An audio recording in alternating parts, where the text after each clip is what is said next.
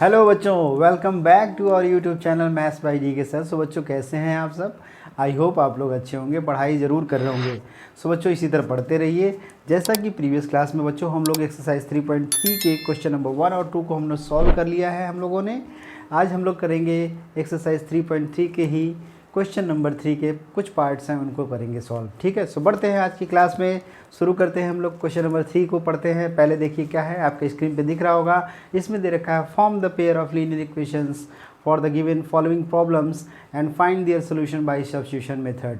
तो जैसा कि क्वेश्चन क्या कह रहा है कि आपको जो प्रॉब्लम दे रखा है उससे आपको लीनियर इक्वेशन फॉर्म करना है। फॉर्म करने का मतलब आपको सिचुएशन दे रखा है, वेरिएबल एज्यूम करके आप मैथमेटिकल फॉर्म में इक्वेशन फाइंड आउट करिए। After that find the solution of the pair of linear equation by using substitution method. जैसा कि सब्स्टिट्यूशन मेथड पिछली क्लास में हम लोगों ने पढ़ा था, हमने कुछ क्वेश्चन भी सॉल्व किए थे, उसी मेथड से इसको सॉल्व करना है। तो बढ़ते हैं इसके फर्स्ट पार्ट पे। फर्स्ट पार्ट आपके स्क्रीन पे दिख रहा है। देखिए क्या दिया हुआ है first part. The difference between two numbers is 26। दो नंबर्स हैं जिनका डिफरेंस 26 है।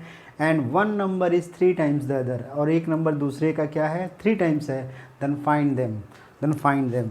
तो सिंपल क्वेश्चन है, ये है एक्सरसाइज 3.3। एक्सरसाइज 3.3 क्वेश्चन नंबर आपका है 3। इसका हम लोग कर रहे हैं फर्स्ट पार्ट। देखिए अब क्या दिया है बच्चों, क्वेश्चन आपको दिख ही रहा है। ठीक है, तो बोल रहा है कि दो ऐसे नंबर्स हैं जिनका डिफरेंस क्या है, 26 है। उसमें से एक नंबर दूसरे का 3 टाइम्स है। Is it clear? तो जब भी मैंने आपको बताया है कि आप लीनियर इक्वेशन के क्वेश्चन को सॉल्व कर रहे हैं तो आपको अननोन वेरिएबल्स है, मतलब अननोन ऑब्जेक्ट्स हैं जिनको आप नहीं जानते हैं, तो उनको एक वेरिएबल के फॉर्म में एज्यूम कर लीजिए। तो यहाँ पे एज्यूम करिए, लेट द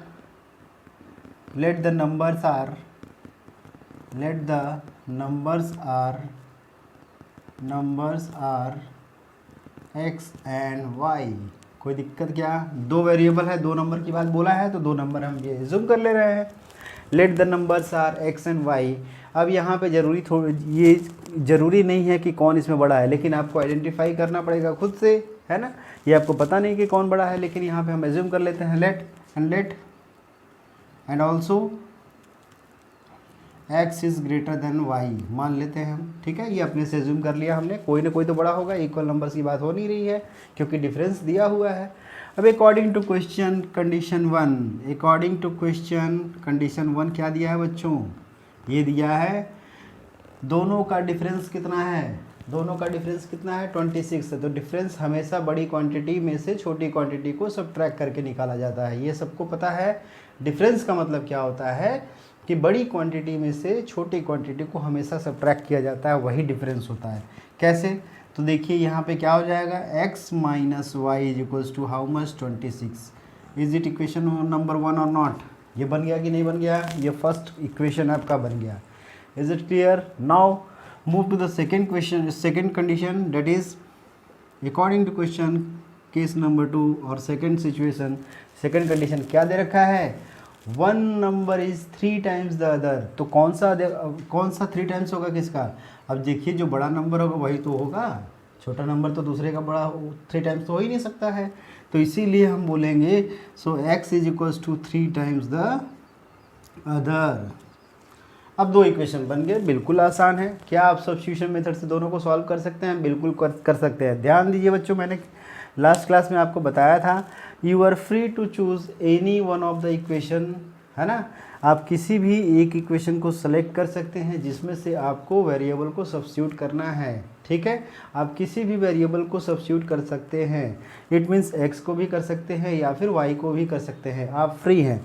यहाँ जरा देखिए, फर्स्ट इक्वेशन ये है, second equation x equal to 3y है। तो ये तो ऑलरेडी इस फॉर्म में दे ही रखा है, तो हमें इसमें से x equal to y plus 26 बनाने की ज़रूरत क्यों है? हम डायरेक्ट यहीं से कर लेते हैं। तो क्या ये सिंपल होगा कि नहीं? तो इसका मतलब डायरेक्टली हम यहाँ का अब तीसरा इक्वेशन बनाने की ज़रूरत ही नहीं है, क्योंकि ऑलरेडी यहाँ पे x इक्वल टू 3y तो दे ही रखा है। हम यहाँ पे x को सब्स्टिट्यूट करना चाहते हैं तो y के फॉर्म में लिखना होगा, ये तो ऑलरेडी दे ही रखा है। Then substitute the value of x from substitute the value of x from 2 in equation number 1। ये बात समझ में आ रही है कि नहीं आ रही है? सब्स्टिट्यूट करना है किसको? वैल्यू ऑफ एक्स को। कहाँ से? फ्रॉम इक्वेशन नंबर 2 से इन इक्वेशन नंबर 1 में, क्योंकि अब देखिए इस फॉर्म में दिया है इसीलिए हमने किया है। अगर ऐसा फॉर्म नहीं दिया होता तो हम एक तीसरा इक्वेशन फाइंड आउट करते। नाउ सी हियर, जैसे ही हम फर्स्ट इक्वेशन में एक्स की वैल्यू क्या रखेंगे? 3y तो रखना है, 3y रखेंगे तो ये क्या हो जाएगा? 3y minus y is equals to 26। तो ये क्या बन गया? 3y माइनस वाई कितना हो जाएगा? 2y हो जाएगा, 2y हो जाएगा। तो 2y इज इक्वल्स टू 26। तो y की वैल्यू कितनी आ गई? y का वैल्यू आ गया 13। सबको क्लियर है? y का वैल्यू बिल्कुल आसानी से 13 आ गया। समझ में आ रही बात? क्या यहाँ तक समझ में आया सबको? y की वैल्यू 13 आ गई। अब ज़रा देखिए, हमें निकालना है x का वैल्यू। तो x का वैल्यू क्या इसमें रखेंगे? बिल्कुल नहीं, x तो ऑलरेडी यहाँ पे 3y के फॉर्म में दे रखा है। तो just put the value of y in equation number 2। Put the value of y, put the value of y in equation number 2। जैसे ही इक्वेशन नंबर 2 में y की वैल्यू रखेंगे तो ये क्या है? x is equal to 3y है ना, रख दीजिए। x is equal to 3 into 13, answer क्या आ जाएगा? x is equal to 39। ये दो आंसर आ गए, ये x की वैल्यू, ये y की वैल्यू। क्या ये दोनों आंसर हैं? इज इट करेक्ट और नॉट? आप इसको वेरीफाई भी कर सकते हैं। कैसे? पुट करिए 13 y की वैल्यू और x की वैल्यू 39 किसी भी एक इक्वेशन में। 39 माइनस 13 कितना जाएगा? 26 आएगा। 39 इज इक्वल्स टू 3 इंटू 13, 39 तो आएगा ही आएगा। इसका मतलब वेरीफाइड है। सो ये सोल्यूशन हो गया फर्स्ट पार्ट का। So pause the video, note it down. बढ़ते हैं सेकंड पार्ट पे। सेकंड पार्ट आपके स्क्रीन पे दिख रहा है। सेकंड पार्ट भी देखिए, वर्ड प्रॉब्लम ही है। इसमें आपको इक्वेशन फॉर्मेशन करना है। ये फिर इसको इक्वेशन फॉर्मेशन के बाद आपको सब्स्टिट्यूशन मेथड से सॉल्यूशन फाइंड आउट करना है। देखिए क्वेश्चन क्या दिया है बच्चों? दिया है question, the larger of to supplementary angles exceeds the smaller by 18 degree. देखिए दो सप्लीमेंट्री एंगल हैं, दो सप्लीमेंट्री एंगल हैं, उनमें से जो बड़ा वाला है वो स्मॉलर से कितना अधिक है? 18 डिग्री अधिक है। फाइंड देम, उनको फाइंड करना है। तो बिल्कुल सिंपल क्वेश्चन है। पहले ये बताइए सप्लीमेंट्री एंगल क्या होते हैं। आप मान लीजिए, पहले ये मान लीजिए, let the angles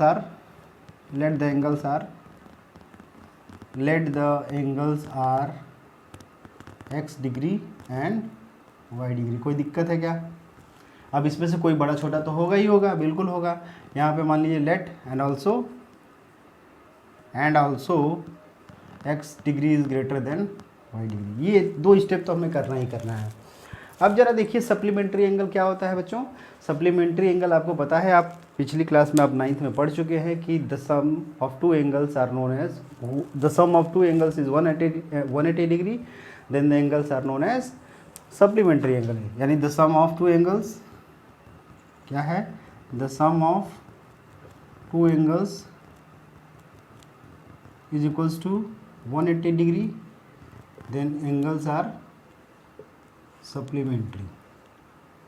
angles are supplementary angle. Spelling देख लीजिएगा, सप्लीमेंट्री एंगल। ठीक है, एंगल्स क्या होंगे? सप्लीमेंट्री होंगे। अब जरा देखिए दो एंगल कौन से हैं यहाँ पे? एक्स एंड वाई है। एक्स जहाँ पे बड़ा है, ठीक। अब आपसे बोल रहा है, क्या बोल रहा है कि अब देखिए एक तो कंडीशन इसी से बन गया, एक तो इसी से बन गया, क्योंकि हमें पता है कि दोनों का सम कितना होता है? 180 डिग्री।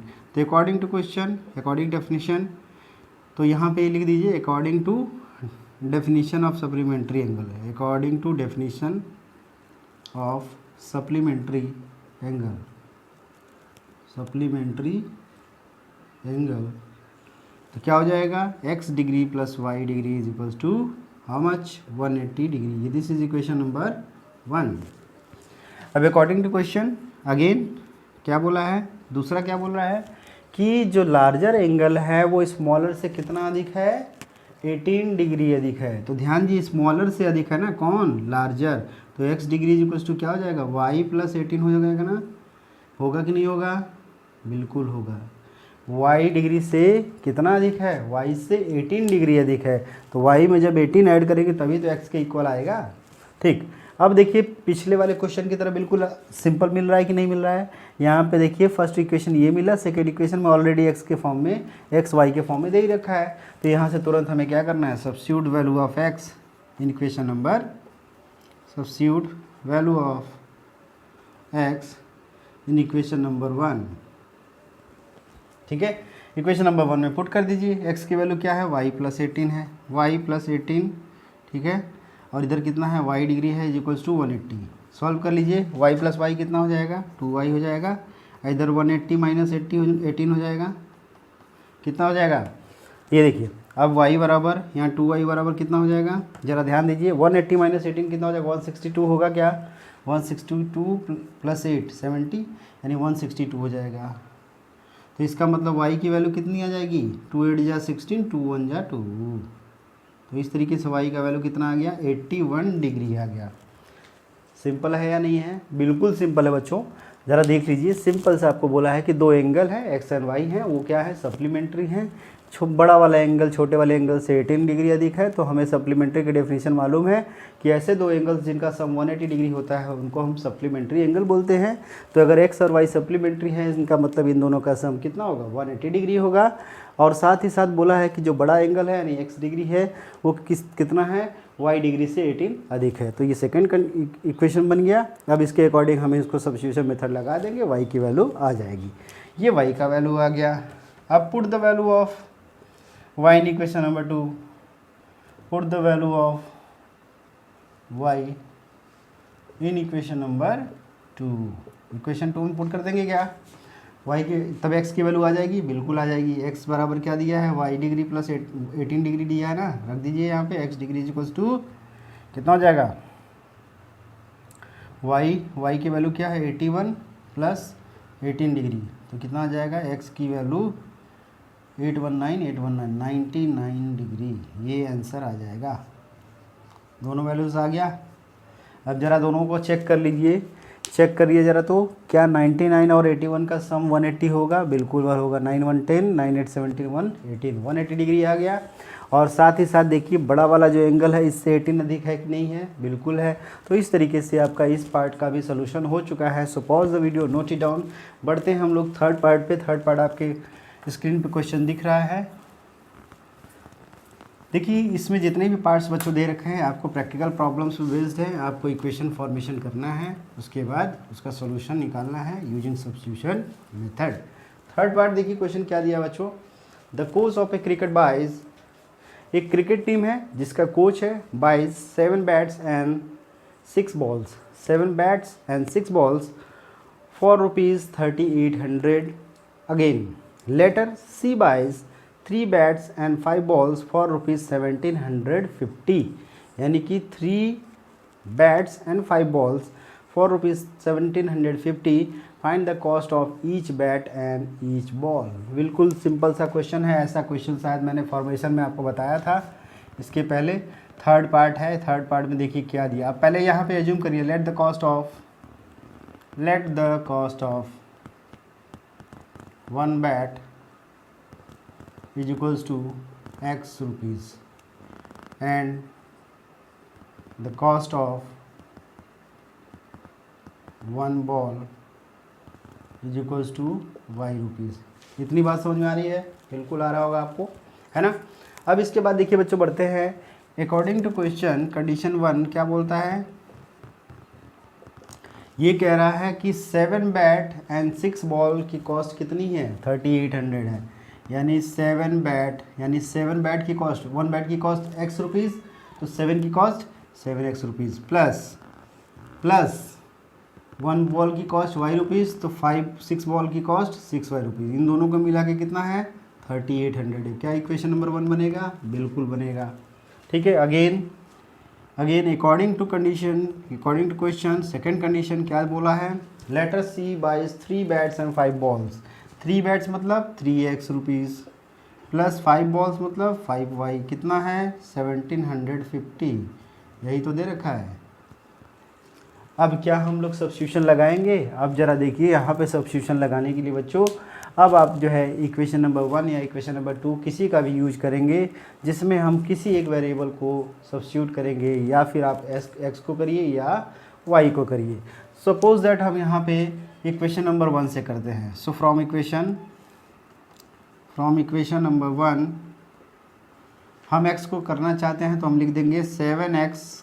हमने बताया है कि जब भी आप सब्स्टिट्यूट करना है आपको किसी वेरिएबल को, तो वो वेरिएबल केवल होना चाहिए, मतलब केवल x है तो केवल x होना चाहिए, उसमें मल्टीप्लाइड टर्म, डिवाइड टर्म या कुछ भी नहीं होना चाहिए, सारे के सारे टर्म हमारे राइट साइड में हो जाने चाहिए। तो ये क्या हो जाएगा 3800 माइनस 6y, और ये क्या हो जाएगा x is equals to 3800 minus 6y divided by 7। ये बन गया आपकी इक्वेशन नंबर 3। जैसा कि स्टेप हम लोग पहले से करते आ रहे हैं उसी टाइप का ये हो गया।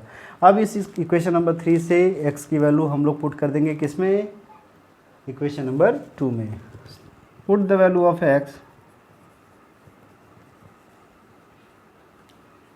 x from 3 in equation number 2 में पुट करेंगे। 2 में पुट करते हैं, देखिए क्या आ जाता है, देखिए क्या आएगा 3x का मतलब 3800 minus 6y upon 7, 3800 minus 6y upon 7, ये तो हो गया x का part, plus 5y is equals to 1750। Is it clear और नॉट। अब इसको मल्टीप्लाई करिए, इसका एलसीएम ले लीजिए। एलसीएम देखिए 7 है, 7 इधर मल्टीप्लाई हो जाएगा, इधर 3 से मल्टीप्लाई करिए, 3 0 जो 0, 3 8 जो 24, 3 3 जो 9 2 11, माइनस 3 6 जो 18y।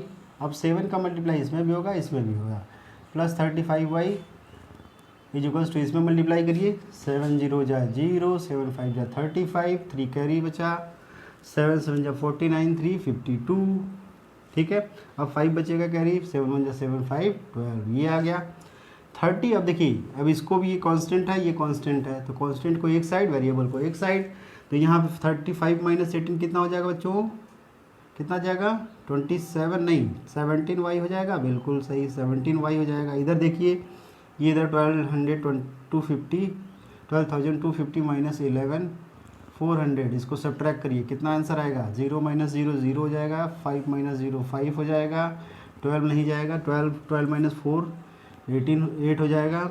यहाँ पे क्या बचा, 1 1 माइनस 0 1 माइनस 1 0, यही आएगा क्या, तो यानी कि ये खत्म हो जाएगा, तो 850 आएगा। सो y की वैल्यू कितनी आ जाएगी, 850 डिवाइडेड बाई 17, 17 5 जा कितना होता है 85, यानी आंसर कितना जाएगा 50 रुपीज़ आ जाएगा। सो y की वैल्यू कितनी आ गई, y का वैल्यू आ गया 50 रुपीज़। एक बॉल की कॉस्ट आ गई। क्या अब जो है आप x की वैल्यू फाइंड आउट कर सकते हैं, बिल्कुल कर सकते हैं, यहाँ रख दीजिए। So put value of y in equation number 3, तो क्या हो जाएगा, x की value 3800 minus 6 into 50 divided by how much 7 कर दीजिए, ये कितना हो जाएगा 3800 माइनस 6 5 जा 30, 300 होगा, डिवाइडेड बाई 7, यानी 3500 डिवाइडेड बाई 7, ये कितना हो जाएगा 6 5 जा 30, ठीक है, ये हो जाएगा 3500, यानी 7 5 जा 50, 500 रुपीज़। तो x कितना आ गया 500 रुपीज़ आ गया। क्या ये सही है, चेक करिए ज़रा, ये आपका आंसर आ गया। यानी एक बैट की कॉस्ट कितनी हो गई, x is equals to 500 rupees, और बैट बॉल की कॉस्ट कितनी हो गई 50 रुपीज़। चेक करिए, वेरीफाई कर लीजिए ज़रा, यहाँ पे चेक करते हैं, 5 7 जा 35, 3500 हो गया, और ये 6 इंटू 50 कितना हो गया 300 हो गया, 3500 प्लस 300 3800, वेरीफाइड है। यहाँ से कर लीजिए, 5 3 जा 15, यानी 1500 हो गया, और ये कितना होगा 5 5 जा 25, मतलब 250, ऐड करेंगे 1750 आ गया, मतलब ये वेरीफाइड हो गया। So in this way we can find the solution of the given pair of linear equation by using substitution method. So इसको पॉज करके वीडियो आप नोट डाउन कर लीजिए। बढ़ते हैं इसके अगले पार्ट पे। अगला पार्ट देखिए बच्चों क्या है, 4th पार्ट है।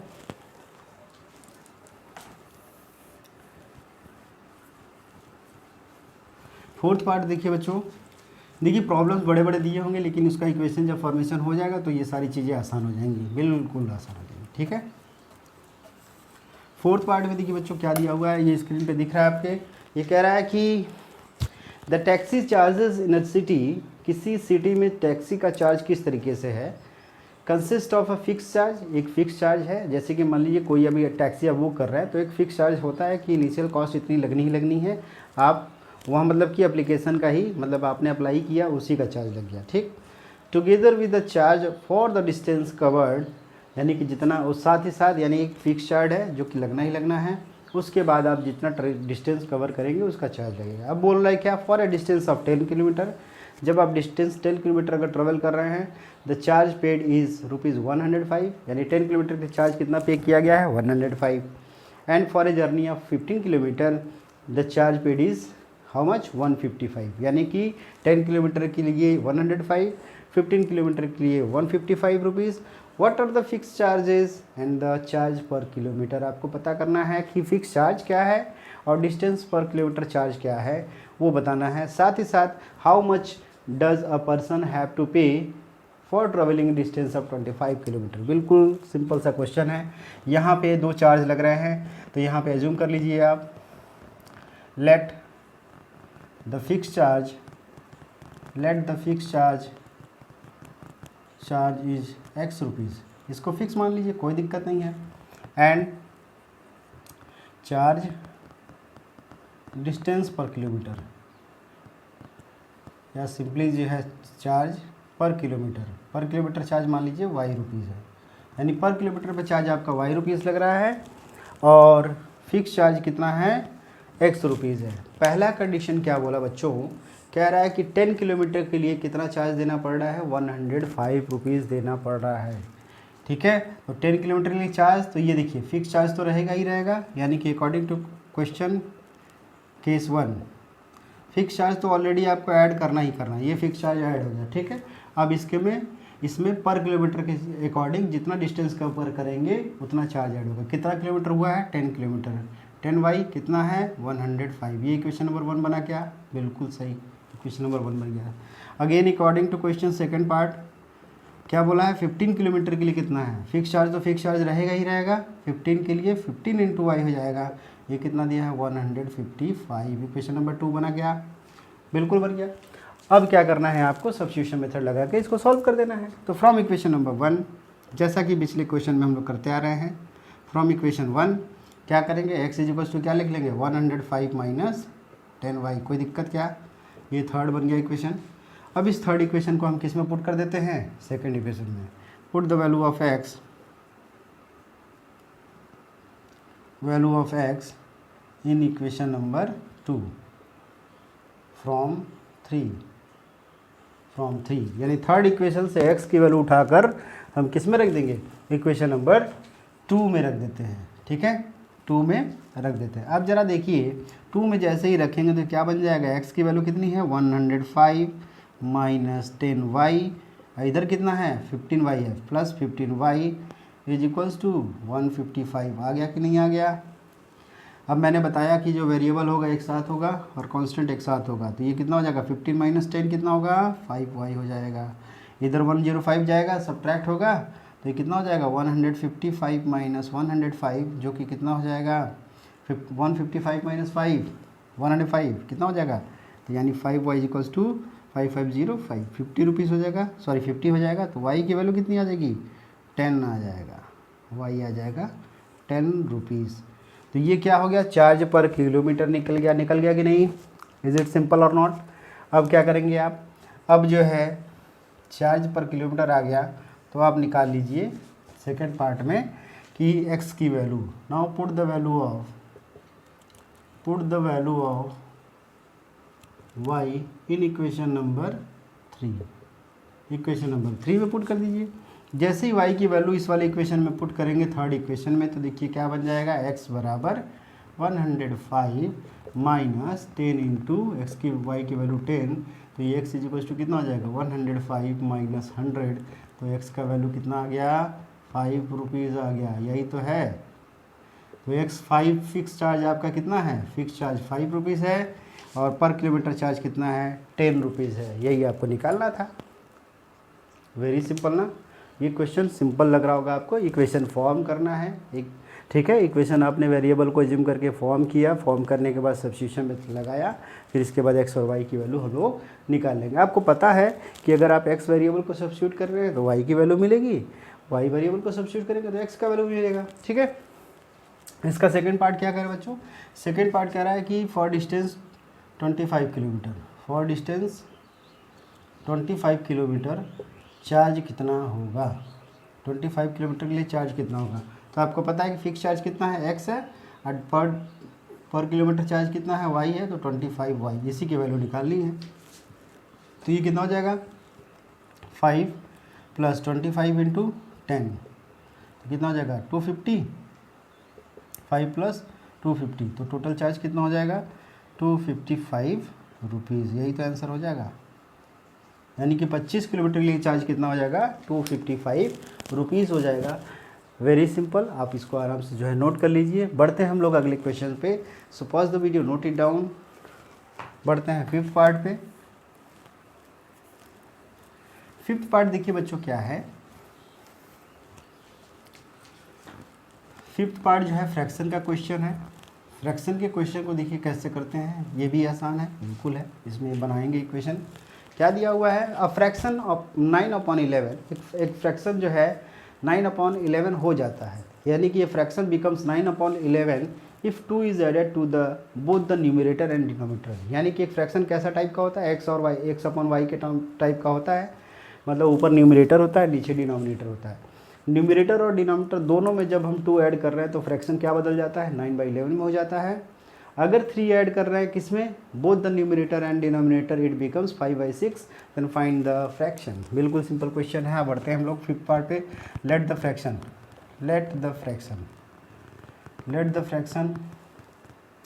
Fraction is equals to x/y, जहाँ पे x हमने न्यूमरेटर ले लिया, y हमने डिनोमिनेटर लिया। पहला क्वेश्चन क्या बोलता है कि according to question first condition बोल रहा है कि if we add to both numerator में भी 2 और डिनोमिनेटर में भी 2, तो फ्रैक्शन कितना हो जा रहा है 9/11 हो जा रहा है। यही तो हो रहा है।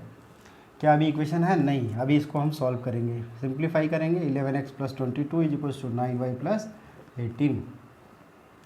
अब इसको जो है हम वेरिएबल को एक साइड ला देते हैं, 11x - 9y, कांस्टेंट को उधर लेके जाते हैं, -4 हो जाएगा। ये इक्वेशन नंबर 1 हो गया। बन गया कि नहीं बन गया? इज इट सिंपल और नॉट? यहाँ पे 22 इधर ले जाएंगे तो 18 - 22 कितना हो जाएगा, -4। उसी तरीके से according to question second part इसका क्या बोला है कि बोल रहा है कि अगर दोनों में न्यूमरेटर और डिनोमिनेटर में 3 ऐड कर दिया जाए तब ये क्या बन जाता है, 5/6 हो जाता है। कोई दिक्कत नहीं है, मल्टीप्लाई करिए। 6x + 18 = 5y + 15 होगा कि नहीं होगा? क्रॉस मल्टीप्लिकेशन करना है तो ये क्या हो जाएगा, 6x - 5y = 15 - 18 कितना हो जाएगा, -3। तो ये इक्वेशन नंबर 2 आ गया। तो इक्वेशन नंबर 1 आपको दिख रहा है, इक्वेशन नंबर 2 दिख रहा है। सब्स्टिट्यूशन मेथड लगाइए। सब्स्टिट्यूशन कैसे लगाएंगे, यहाँ पे x को हम लोग सब्स्टिट्यूट करते हैं। सो फ्रॉम इक्वेशन 1 सब्स्टिट्यूशन करते हैं, यानी x को सब्स्टिट्यूट करते हैं, तो x बराबर क्या हो जाएगा, देखिए 11x = उधर क्या हो जाएगा, -4 + 9y होगा। अब चूंकि 11x है तो 11 डिवाइड हो जाएगा, ये हो जाएगा आपका इक्वेशन नंबर 3। होगा कि नहीं होगा बच्चों? ध्यान दीजिए कैसे हुआ, 11x है, ठीक है। हमने क्या बोला कि केवल एक वेरिएबल इधर होना चाहिए, बाकी सारे, तो -9y इधर जाएगा तो +9y हो जाएगा। अब चूंकि 11 मल्टीप्लाई है तो डिवाइड हो जाएगा, तो ये क्या हो जाएगा, -4 + 9y / 11। ये थर्ड बन गया।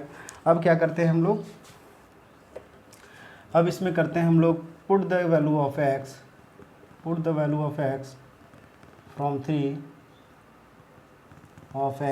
फ्रॉम 3 इन इक्वेशन नंबर, कौन से इक्वेशन में रखेंगे, 2 में रखेंगे, ठीक है। रख दीजिए, 2 क्या है, 6 × x है, तो रख दीजिए 6 × -4 + 9y / 11 + 18 सॉरी -5y = -3। यही तो बना, ये सेकेंड इक्वेशन है। 6x - 5y = -3। तो यहाँ पर रख देंगे तो देखिए क्या हो जाएगा, कटेगा क्या, नहीं कटेगा, तो इसका मतलब मल्टीप्लाई करिए, 6 माइनस इसमें मल्टीप्लाई करेंगे 24 हो जाएगा, इसमें मल्टीप्लाई करेंगे 6 × 9 = 54, 11 का मल्टीप्लाई यहाँ भी होगा, यहाँ भी होगा, -55y = इज इक्वल्स टू -33। तो 54y माइनस 55y कितना हो जाएगा? नंबर 2 जब पुट करेंगे तो क्या हो जाएगा? -24 plus 54y minus 55y is equals to -33। तो यहाँ से देखिए बच्चों क्या हो जा रहा है, y is equals to minus, अब यहाँ पे y कैसा होगा? -55 है ना, तो माइनस y हो जाएगा और ये आपका हो जाएगा माइनस माइनस, यानी कि minus y is equals to -9, so y is equals to 9। तो ये आपका आ गया वैल्यू। अब क्या करना है, अब y की जगह पे देखिए, y की जगह पे जरा पुट करिए, यानी put the value of y in equation number किसमें? थर्ड में पुट करना है। तो 9 इंटू 9 कितना हो जाएगा? -4 प्लस 9 इंटू 9 81। तो 81 में से 4 जाएगा, कितना हो जाएगा? 77 डिवाइडेड बाई 11, तो ये कितना हो जाएगा? 7। सो x की वैल्यू कितनी आ जाएगी? 7। फ्रैक्शन क्या आएगा बच्चों? फ्रैक्शन आएगा, so x upon y is equals to 7/9। यही तो आपका आंसर होगा, 7/9 फ्रैक्शन हो जाएगा। तो इस तरीके से आप इसको आंसर को निकाल लेंगे। Suppose the video, note it down. बढ़ते हैं इसके लास्ट पार्ट पे। लास्ट पार्ट जो कि सिंपल सा पार्ट है ये भी, ठीक है। सो इसको नोट डाउन कर लीजिए। इसके बाद ये वाली एक्सरसाइज हम लोग की ख़त्म हो जाएगी। फिर इसके बाद हम लोग एलिमिनेशन मेथड नेक्स्ट क्लास में पढ़ेंगे। पहले मेथड को सीखेंगे कि मेथड क्या है, फिर इसके बाद क्वेश्चंस को सॉल्व करेंगे बारी बारी से, ठीक है। सो क्वेश्चन आपकी स्क्रीन पे दिख रहा है बच्चों। पहला क्वेश्चन, फिफ्थ क्वेश्चन क्या दिया हुआ है? 5 years hence the age of Jacob will be 3 times that of his son. 5 years hence मतलब अब से 5 साल बाद, ठीक है। अब से 5 साल बाद जैकब्स की एज क्या हो जाएगी? उसके सन की 3 times हो जाएगी, ठीक। 5 years ago यानी 5 साल पहले Jacob's age was 7 times that of son. Find what are their present ages. तो तुरंत आप एज्यूम करिए, तुरंत क्या एज्यूम करेंगे? ये 6 पार्ट आपका है। Let present age of